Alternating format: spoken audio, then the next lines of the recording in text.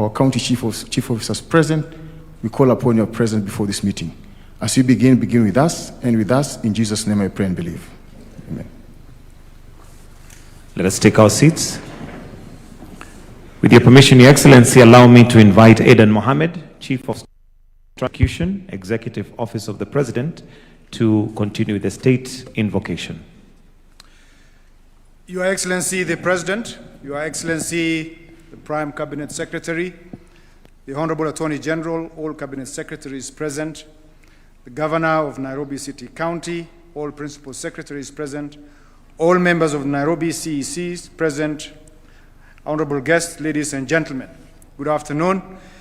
This ceremony is convened pursuant to Article 189, subsection 1 of the Constitution, to witness the signing of Intergovernmental Cooperation Agreement between the national government and the Nairobi City County Government. The agreement anchors the framework for promotion of social and economic development in the capital city in accordance with Section 6 of the Urban Areas and Cities Act, Cap 275 laws of Kenya.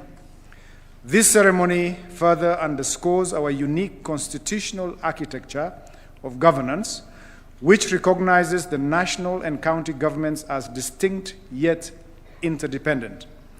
It also affirms the imperative of intergovernmental relations as provided under Section 24 to 29 of the Intergovernmental Relations Act. This seminal cooperation that will be executed this afternoon acknowledges the unique status of the Nairobi city as the seat of government and host to diplomatic missions accredited to Kenya. This position necessitates close collaboration between the two levels of government in the provision and maintenance of critical infrastructure essential to sustaining the nation's global competitiveness. Your Excellency, in heralding a new chapter in the management of our nation's capital, the cooperation agreement shall be executed by the Prime Cabinet Secretary on behalf of the national government and by the Governor of Nairobi City County on behalf of the county government. With Your Excellency's kind permission, sir, I now invite the Governor of Nairobi City County, accompanied by the County Attorney, to take his position at the ceremonial desk.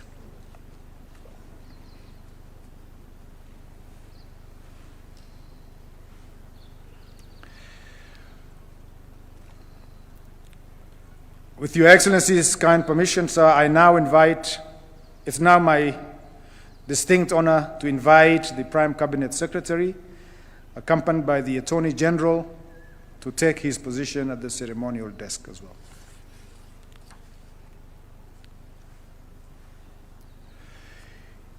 You may now go ahead and append your signatures and exchange the signed copies of the cooperation agreement.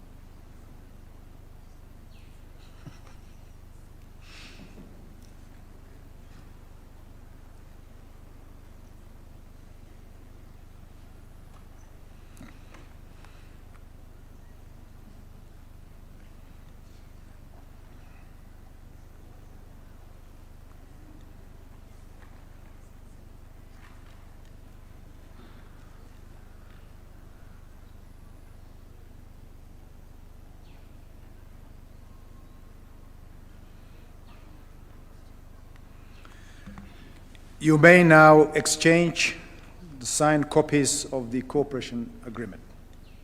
Oh, sorry.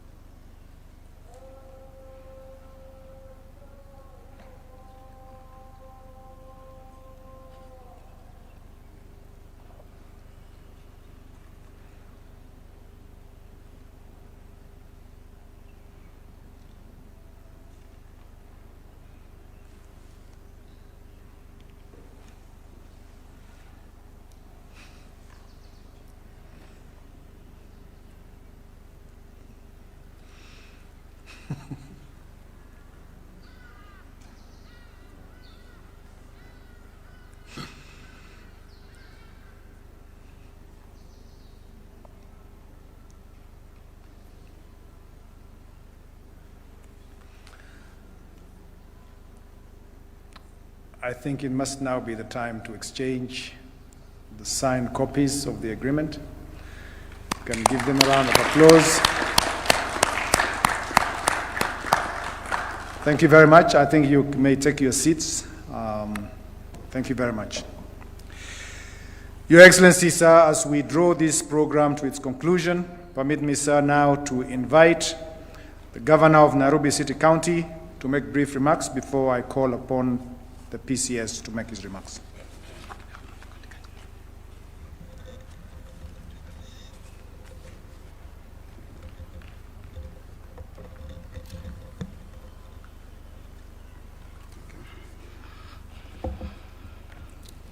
Thank you very much.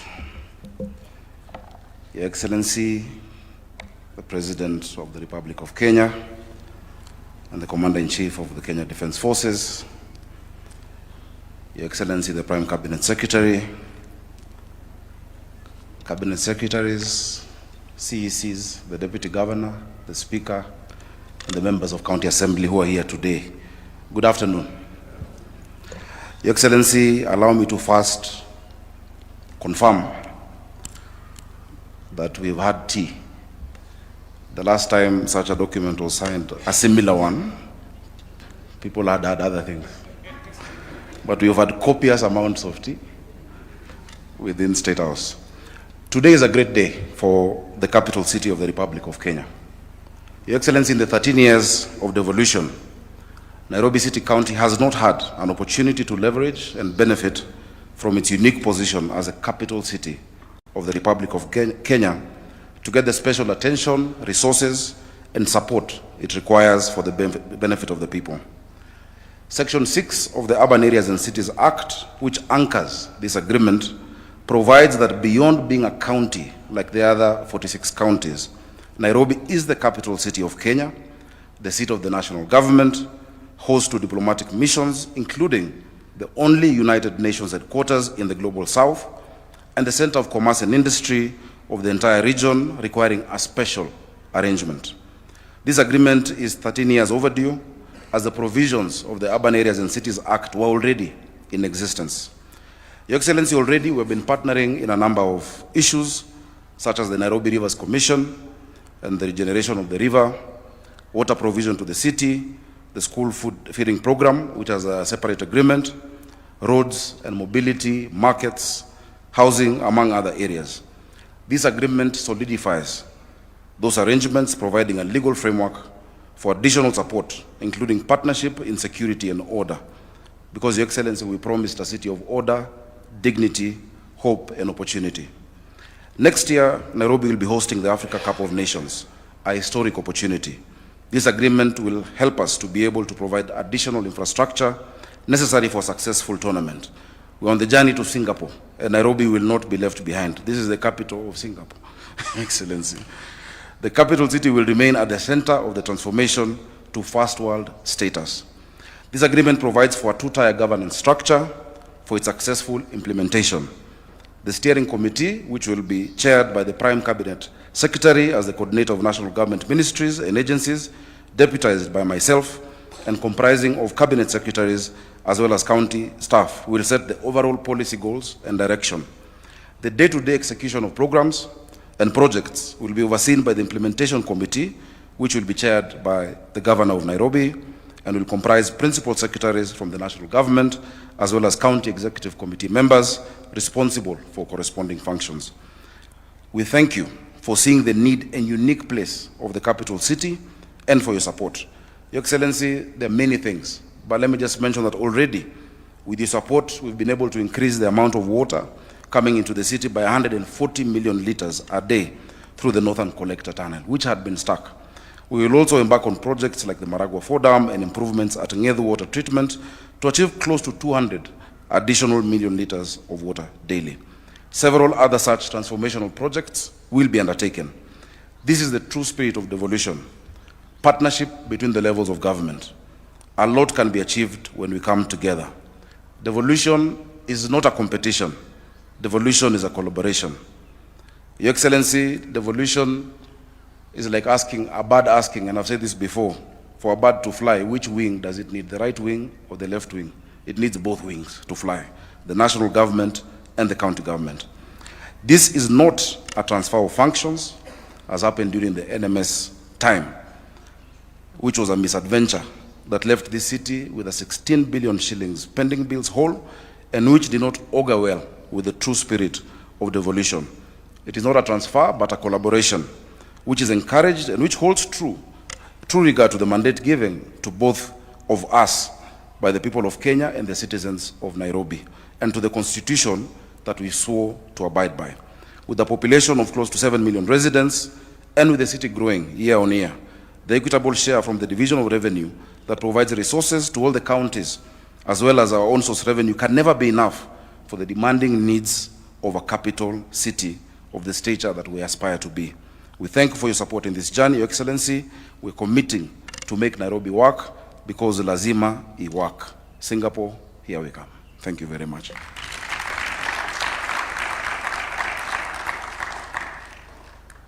Thank you, Governor. May I now invite the Prime Cabinet Secretary to make brief remarks, and then invite His Excellency the President.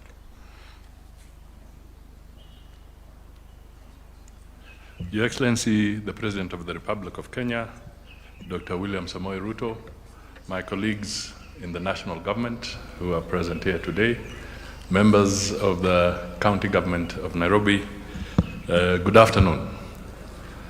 I will say this, Your Excellency. It takes a lot of courage for a leader to move away from a comfort zone and move to that territory that everybody fears and is worried about. The whole idea of you leading and saying that we have to do much more for Nairobi, for this country, for the capital city, and we have to go beyond the comfort zones that have been there so that we do something extraordinary, but within the law, is really a serious mark of leadership.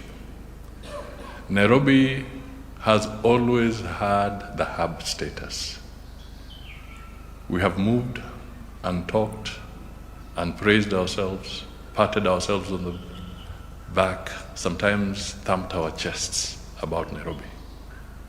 But do you know what, ladies and gentlemen? The truth is, we are facing serious competition. For those of you who have been to Addis Ababa lately, you will see exactly what I'm talking about. If you have been to Uganda and you look at what is happening even at the airport, you will see that changes are taking place. Go to Luanda in Angola. Go to Zambia, Lusaka. We must break away from the comfort zone. And if we have to retain the hub status that we have always held, then the leadership that we are seeing today is absolutely important.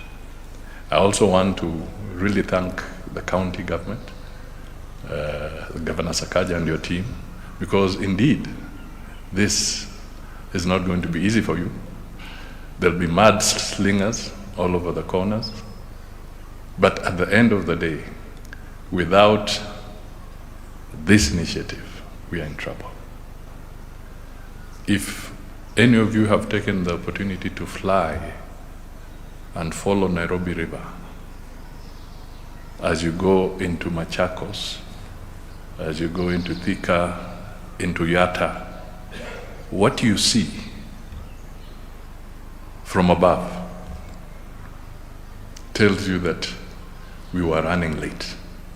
Mr. President, thank you for this courageous move.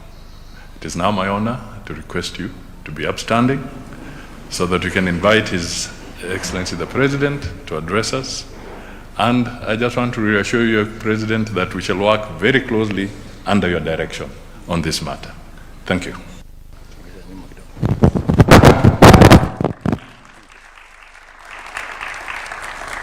Thank you very much, PCS. Please, let's take our seats.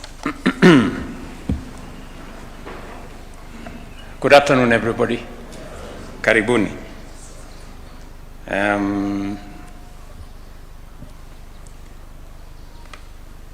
Mawaziri mulio hapo, Gavana wetu, Mheshimiwa Sakaja, Deputy Governor, Mr. Speaker, sir, na CECs mulio hapa, na nimeona leader of majority wa kutoka city yetu ya Nairobi, na wale MCAs wengine wote, karibuni sana. Your Excellency, the Governor of the city of Nairobi, distinguished guests, ladies and gentlemen, our Constitution establishes two levels of government distinct in mandate, yet interdependent in purpose. It recognizes that as our capital city grows, responsibilities expand, and national priorities evolve, the institution of government must work in structured partnerships within the law, in coordination, and in the national interest to guarantee effective governance and reliable service delivery. It is in this constitutional spirit of cooperative governance that we are gathered here today to strengthen collaboration between the national government and the Nairobi City County government, and to deliberately raise the performance, efficiency, and global standing of our city. Nairobi is not merely another devolved unit. Nairobi is our capital, the seat of the Republic, and the nerve center of national administration. It hosts diplomatic missions from across the world. It is home to 2 United Nations agencies. Nairobi is the only UN headquarters presence in the global south, and it stands as a commercial, financial, and innovation hub of our region. For many visitors and investors, Nairobi is not just the face of Kenya. Nairobi is Kenya. That standing carries a serious obligation.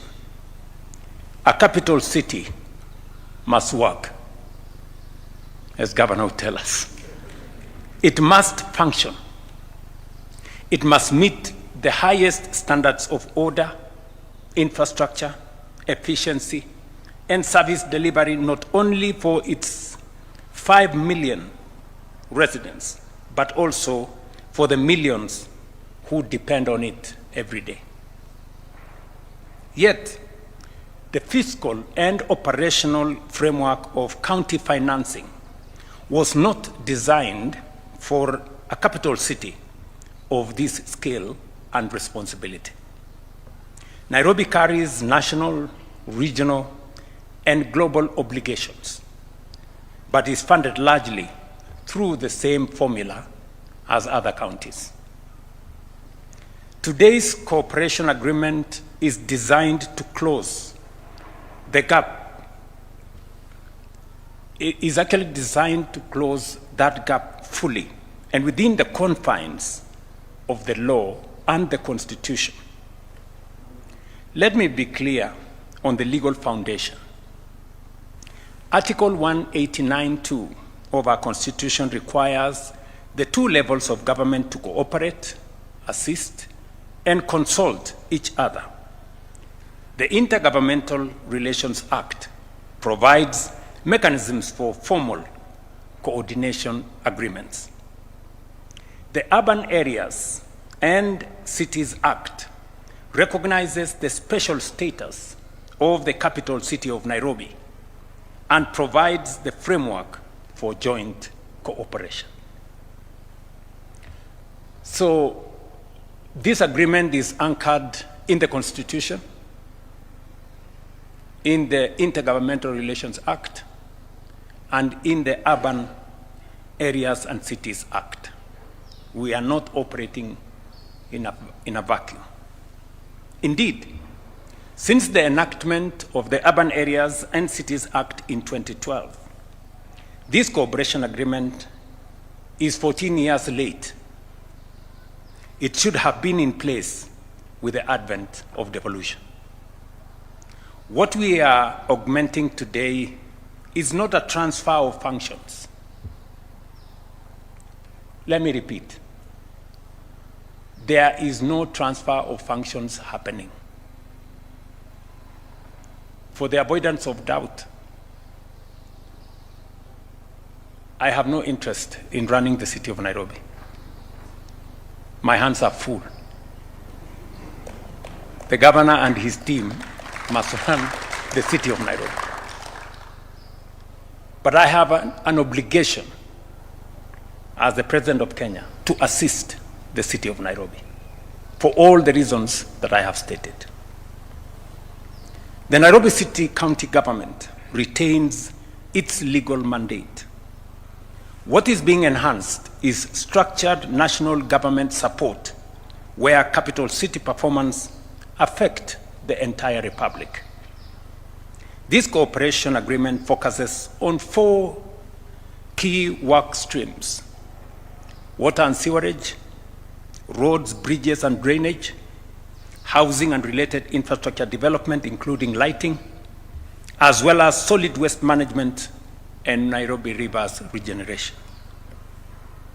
On street lighting, Nairobi has about 70,000 lighting points, but only 21,000, about 30%, are fully operational today. A city of Nairobi's stature must be fully lit, fully safe, and fully functional. To address this, we are committing 3.7 billion towards street lighting modernization and expansion. Under this agreement, we will complete 10,000 and install an additional 40,000 lighting points. Because high electricity costs contribute to outages, we will transition progressively to solar solutions. I have given very clear instructions to the people concerned. We will also commercialize lighting poles so that advertising revenue supports maintenance. Going forward, construction of new roads will now include lighting by design. There will be no road constructed now in the city going forward. Part of the contract will be lighting, so that the road is not complete until it is lit.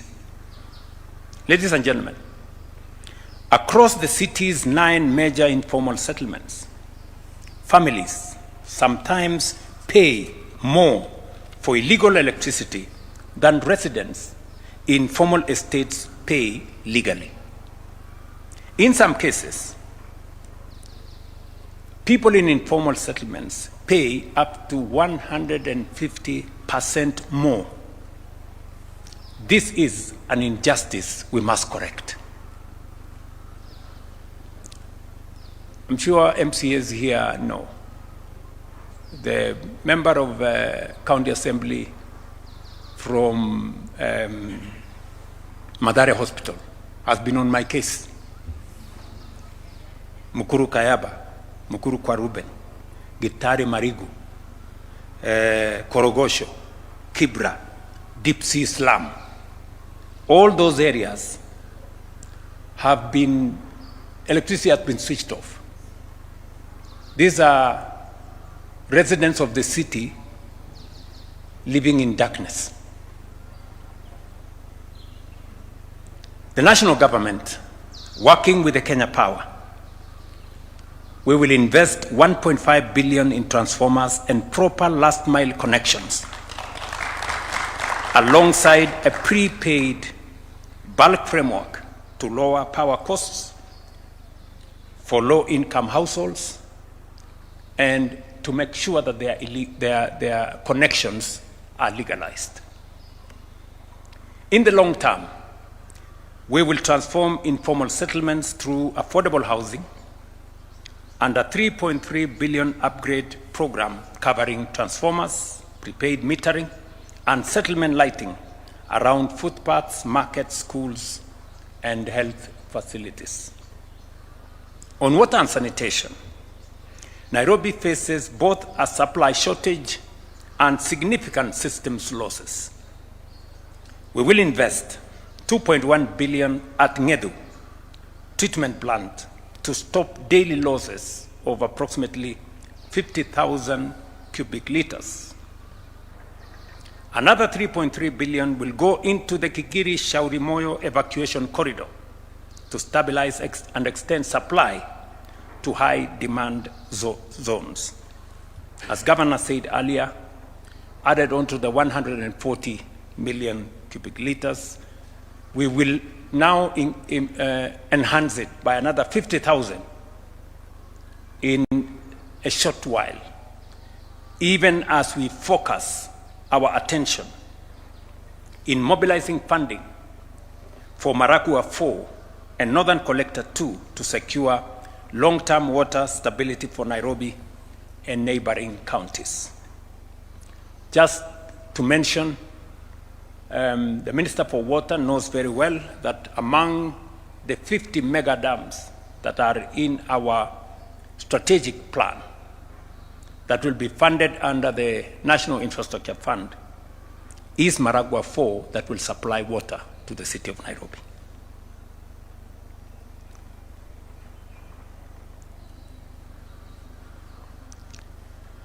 On sanitation, as part of the Nairobi River Regeneration Program, we are committing 9 billion to build 2 parallel 27-kilometer trunk sewer networks along the Nairobi River corridor, and 6 billion for a new sewer treatment plant that will treat 60,000 cubic liters of water per day, securing capacity for at least the next 40 years. An additional Kenya shillings 3 billion will support last mile sewer connectivity, while 15 billion shillings is set aside for long-term sewer expansion across the city of Nairobi. On roads, bridges, and drainage, we are spending a total of 8.7 billion shillings. Kenya shillings 2 billion has been allocated to complete phase 1 of Kura roads within the next 2 months. We are also mobilizing additional funding of 1.7 billion for a 57-kilometer road package starting in April this year under phase 2. Phase 3, valued at Kenya shillings 5 billion, will also be procured this financial year. And this has had the input of the members of the County Assembly of the City of Nairobi. In every ward, we will enhance road networks under the 5 billion shilling mobility and safety program, completed by 3.7 billion from the county government. Complemented, sorry. I know the Nairobi City County has a program which will cost about 3.7 billion shillings. We have agreed on what they will do, but we will also provide a further 1 billion to be dedicated to drainage improvement. We all know when it rains what happens to the city of Nairobi. And my instructions to both the Ministry of Infrastructure and Roads and Housing is that we do not want a flooded city this year. You have to move with speed so that we do what we have to do. If there will be any flooding, it should be minimal. But by next year, we should have corrected the problem that we have. In solid waste management, the county has already allocated 100 acres for material recovery facilities and transfer stations, committing 4 billion shillings, we agreed Sakaja, while the national government will provide 2 billion shillings every year within the existing framework to advance circular waste systems. Ladies and gentlemen, security is non-negotiable, especially for a modern capital city like Nairobi. I therefore direct the Cabinet Secretary for Interior to prepare and present within 60 days a framework for a dedicated Nairobi Metropolitan Police Unit.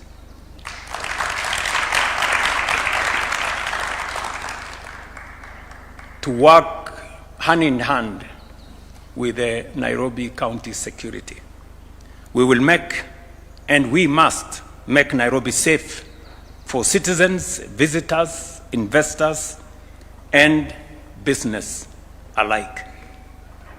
Our cooperation with the Nairobi City County government, ladies and gentlemen, is not beginning today. This partnership is already visible in the Nairobi Rivers Regeneration Program, a 50 billion shilling initiative transforming riverine settlements through housing, sanitation, public spaces, and environmental restoration, and employing over 45,000 young people in the city of Nairobi. Governor, I hope you find some time tomorrow I want to undertake an inspection of what is going on that program. Today, we are amplifying what we already started.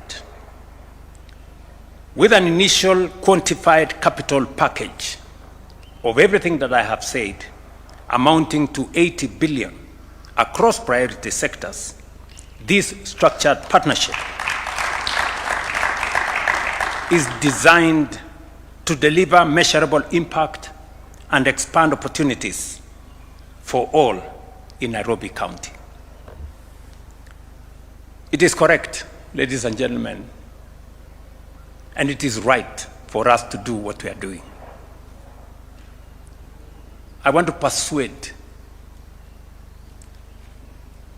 the many people who never see anything good about our country and our city that there comes a time when we must pull together. There comes a time when we must put aside partisanship and posturing. This is not an occasion for us to throw around titles, Excellency that, and Excellency the other one, Honorable this, and Honorable the other one. It is a time when we should hold hands together so that we can take charge of our city. Many people who visit Kenya get their experience out of Nairobi. There are many people, many visitors who come to Kenya, and the only place they come to is Nairobi. When you hear many people across the world saying, I have gone to Kenya, they possibly could have come only to Nairobi. And therefore, the impression we get, the impression we give out of the city of Nairobi is the impression that the global community has of the Republic of Kenya. And therefore, it is important for us to work together.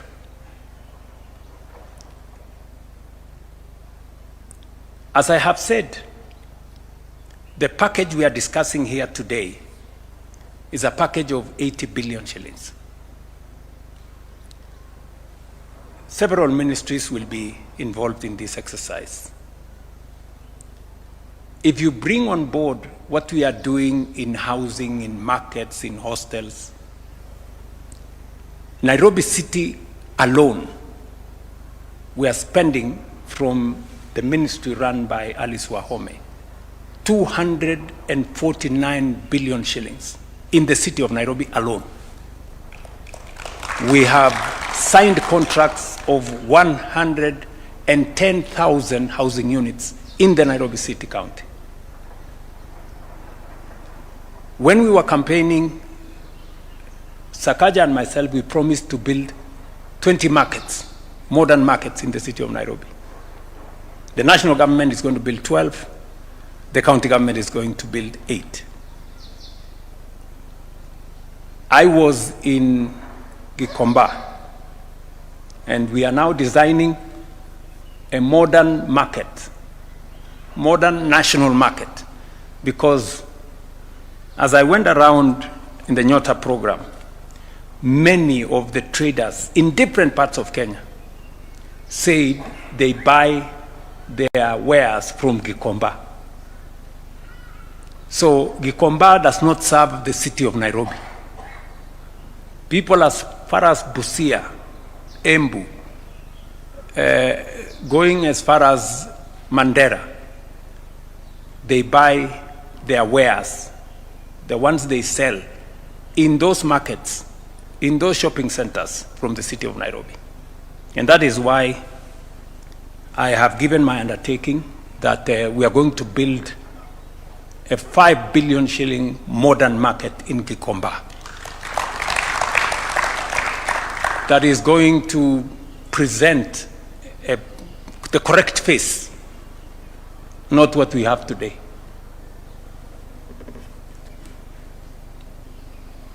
This will strengthen Nairobi's standing as a capital worthy of the republic it serves, orderly, functional, competitive, and globally respected. A first-rank African metropolis that reflects our national ambition and commands both local and international confidence. Ladies and gentlemen, this is a very, very proud moment for me.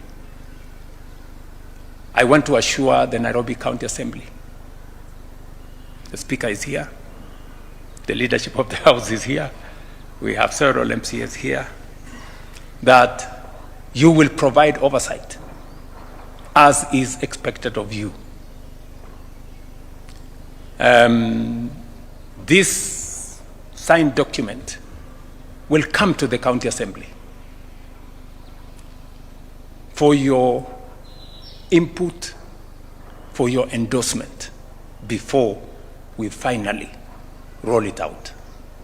The sooner, Mr. Speaker, the sooner we start, you know. So I really want to assure you that we want the exercise of public participation to begin. Let's have the people of Nairobi speak to it. This is what we want to do for the city of Nairobi. We must modernize this city. We are doing a world-class Talanta Stadium. We are doing a world-class conference facility in Bomas. Shortly, we will start the construction, with the private sector, by the way, of a modern arena right here in Nairobi. And as I promised the country, we will roll out in a couple of months the construction of a new airport in Nairobi. Ladies and gentlemen, we must raise our ambition. We cannot continue to make peace with mediocrity. It is not right. It is unacceptable. And I want to say this for the avoidance of any doubt, that any person who has better ideas should come forward. You know? Noise, name calling, you know, and all the other, you know, drama and activism will not change our country. And we must be very clear about it. Some of the things that we are doing today should have been done way back. But because those of us who are leaders want to choose the easy, popular path, we never get to do the things that matter to our nation. Let me say this. We must believe in ourselves. We must believe in our country. We must be patriotic to this nation. You know, the negativity about Kenya. If you are negative about Kenya, what contribution are you making? How are you helping? If you hate your country, how is that a solution? You know? If you have better ideas, tell us. You know? So this is really what I want us to focus on. And we have set out for ourselves to do what we think and what we believe will change our country. I am an ardent, consumed believer that this is a great nation, and we can only make it greater. You know, we must believe in this country of ours, good people. I see many people, they talk about Kenya as if they have a spare country to you know? Why? If you are negative about your country, don't look for the next person to blame or anybody to blame. Go to the mirror. That is the person to blame. So, tafadhali nawaomba waheshimiwa MCS, sisi tuko kusaidia kwa sababu katiba na sheria inatupa nafasi ya kushirikiana kati ya serikali ya kaunti na serikali ya kitaifa.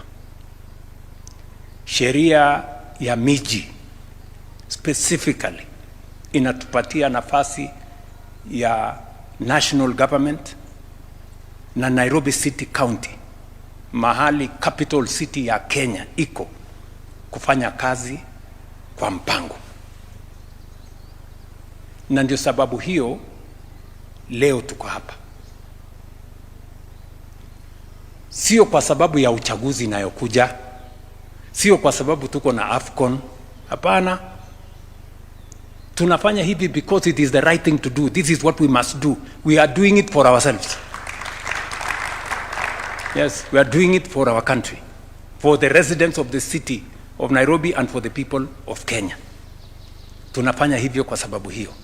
So, hakuna sababu ingine ambayo mtu atatafuta kusema pengine huyu anatafuta hii ama anatafuta ile. Mimi nilifanya campaign pamoja na huyu mungwana. Tulikubaliana na watu wa Nairobi, hii Nairobi haiwezi kuwa mji wa takataka. Today, my friends, let's be honest with ourselves. Nairobi River is a sewer, right?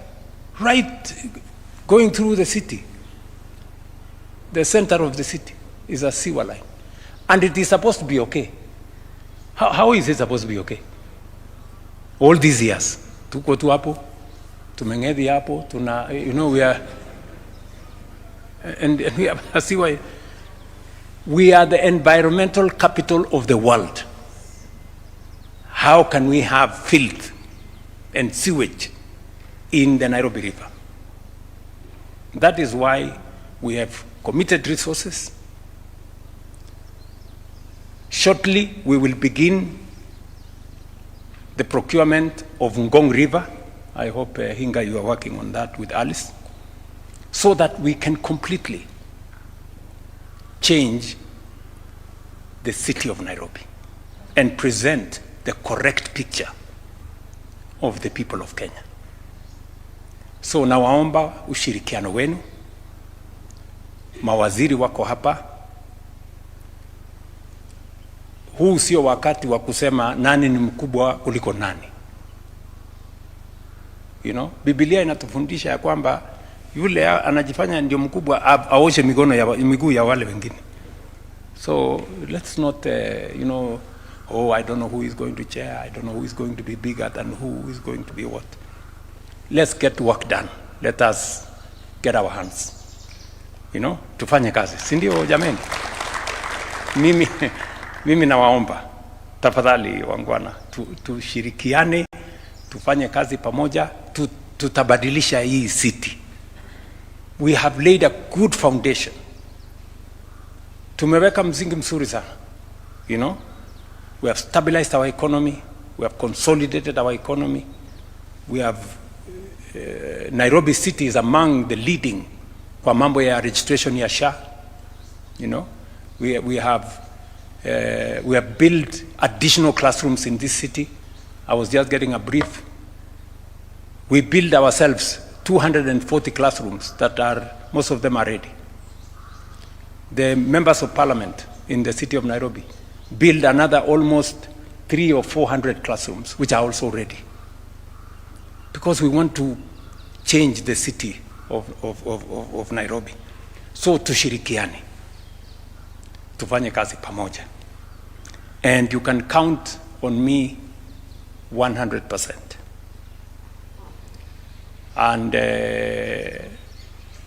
vile nimesema, gavana tukipata nafasi kesho, tuende kuna maneno pale, nataka tuende tuangalie, kwa sababu hii kazi inahitaji sometimes oversight. We see what's going on. Saa zingine unaambiwa ukiketi kwa ofisi, hii imefanyika, ukikuta pale ni opposite. So saa zingine ni vizuri kupeleka macho huko na kuangalia. So otherwise, asanteni sana. I think we all have our marching orders. Yeah. CS Mugai, you know, Eric, you know what to do. Sindio? Yeah. To maji. Na hii Korogocho, my friend Alex na Opio. I hope you have finished you have finished the procurement. Yeah, the contractors. Kwa sababu tuko na sehemu katika mji wa Nairobi watu wanaishi kwa giza. You know? It's not correct. You know? Hata kama kuna illegal connection, hawa watu wa illegal connection tuende tuwafukuze na tuweke legal connection, because our illegal connectors, they are charging the residents more than what the rest of Nairobians are paying. So it is a lose-lose. The government is losing and the consumers are losing. So nobody is winning. So I also want to ask people living in those areas, we are on the same side. You know, mujue, we are on the same side. Hawa watu ambao wanafanya illegal connection, they are exploiting you and they are stealing from us. So tusaidiane, we corner them, tuwafukuze, ndio tufanye ile inahitajika, tufanye pamoja. Tumekubaliana jameni? So Mr. Speaker, over to you na county assembly yako, alafu tutembee na watu wa Nairobi na watu wa taifa letu la Kenya. God bless you.